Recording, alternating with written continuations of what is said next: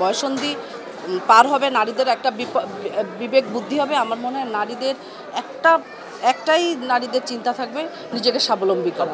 নারীদেরকে আপনি যত আদর ভালোবাসা দিবেন, যত সম্মান দিবেন, তার থেকে তত আপনি কনস্ট্রাকটিভ জিনিসপত্র পাবেন আসলে, এবং গড়তে পারবেন তাকে দিয়ে সব কিছু। নারীরা আসলে অনেক সম্মানের, কিছু ভুলভ্রান্তি বা কিছু মিসকমিউনিকেশনের জন্য অনেক কথা আসে, বাট আসলেই নারীরা ফুলের মতো।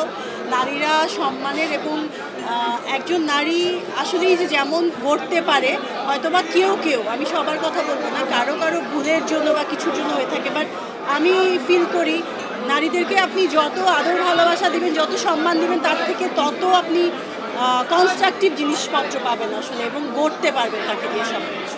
নারী দিবসে আমার সকল নারীদের জন্য অনেক শুভেচ্ছা, ভালোবাসা, এবং আমার সবার কাছে একটাই চাওয়া, সেটা হচ্ছে নারীরা মানুষ আসলে, তাদের ওপিনিয়নটা ইম্পর্টেন্ট, তাদের চাওয়া পাওয়াটা ইম্পর্টেন্ট, এবং সে যে একটা ভিন্ন ওয়েতে যদি কিছু করতে চায় সেটাকে সম্মান করাটা সবার জন্য আসলে এটা খুবই প্রয়োজনীয়। এটা মানে অন্যরকম কিছু হলে বলবে যে না, ও তো অন্যরকম, কেমন কাজ করছে, না ভিন্নতাই আসলে ক্রিয়েটিভ। অনেক ট্যালেন্ট আছে যারা অনেক ভিন্ন রকমের ট্যালেন্ট, আমরা ভাবি যে হয়তো বা ডিফারেন্ট কোনো কিছু করছে, কেমন, এটা আসলে উচিত না। নারীকে মানুষ ভাবাটা সবার আগে জরুরি। একজন নারী কখনো উগ্র হবে না, একজন নারীর নিরাপত্তা চাই, একজন নারী স্বাবলম্বী হিসাবে তাকে দেখতে চাই। একজন নারী আজকে ধর্ষিতা হচ্ছে, ধর্ষণ করা হচ্ছে, আমরা পরিবার কেন এইসব অবলা মেয়েদেরকে নিরাপত্তা দিতে পারছি না?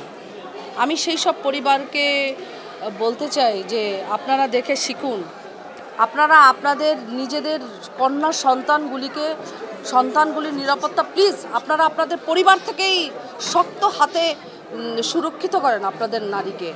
আর নারীরা বলতেই যে নারী মানেই যে খালি বিয়ে হবে, সন্তান জন্মগ্রহণ করবে, এরকম কথা না। যার তরফ থেকে যে যেখান থেকেই পারে, নারীরাই যখন নারীরা একটু বয়সন্ধি পার হবে, নারীদের একটা বিবেক বুদ্ধি হবে। আমার মনে হয় নারীদের একটাই নারীদের চিন্তা থাকবে, নিজেকে স্বাবলম্বী করা। খবরের কাগজ, নিখাদ, নির্ভীক, নিরপেক্ষ।